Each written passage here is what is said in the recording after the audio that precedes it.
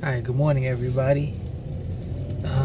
Making a quick video to discuss something that's been on my mind lately, and that is reaching out to the Holy Spirit to read the Bible. And this came up after I spoke to somebody recently, and I told them that I read the Bible and we were discussing different things about the Bible. And this person, who is a minister, told me that what I should have done before, or perhaps during my reading of the Bible, is that I should have reached out to the Holy Spirit in order to get some understanding about the things that I was having difficulties with, or perhaps disagreeing with what I was reading. So my question to the audience that's watching this video is, where do people get this notion from? Specifically, where do they get the notion that you have to basically pray to the Holy Spirit in order to get understanding? Some people call it seeing it with spiritual eyes, and so on and so forth.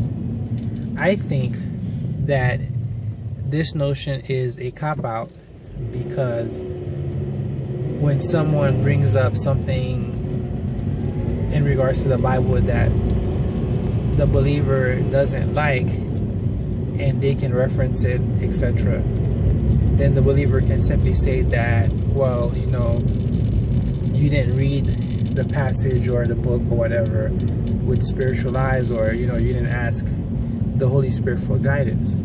And there are several things that I think is wrong with that. Number one, we know that there's different types of Christians, there's different denominations, and if I do not possess the Holy Spirit and two or more Christians get together and try to discuss a certain topic, there's a high chance that they might have different views on that passage, book, etc., even though they may claim that they all have the aid of the Holy Spirit. And I think the reason why that is because it's really the individuals who are doing the interpreting.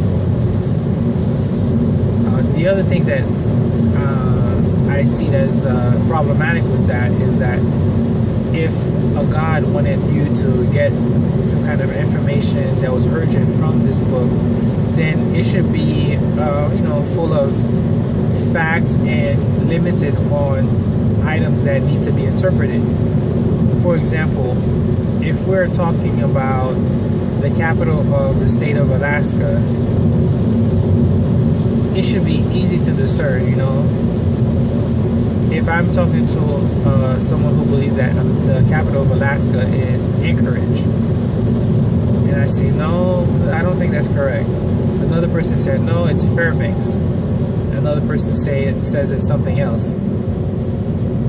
All I have to do as a third-party observer is reference some material that, like a map, and it should be quickly apparent that the capital of Alaska is in fact Juneau.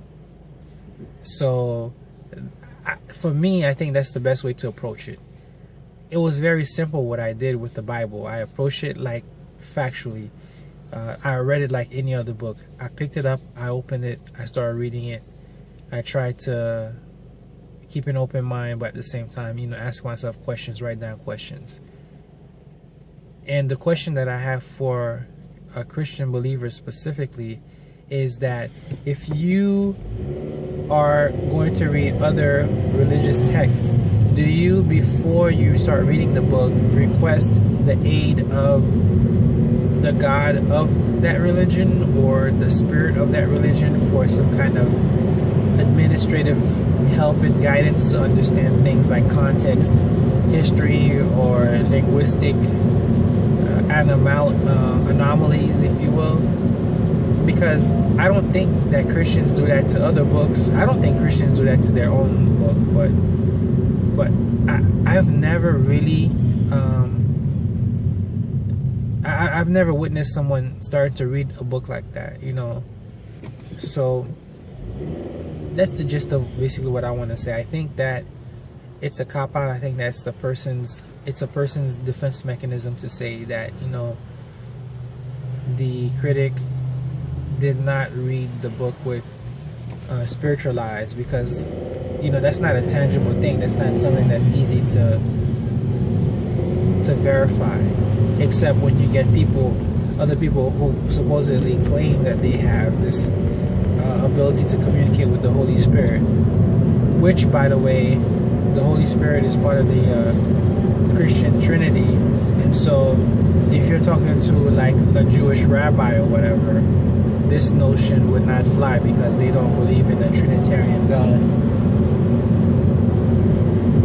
But, you know, a lot of these people are, you know, have been in their religion for a long time. And as we know, some of us know that what Christians call the Old Testament is actually the Jewish Bible. So this thing about reading it with the spiritual eyes would not fly very well, you know, on the Jewish side of things. So I'm making this video to, you know, express my observation and my opinion on the matter. So if you have any comments, questions, please feel free to leave them in the comment box, and I'll reply as soon as possible. Thank you.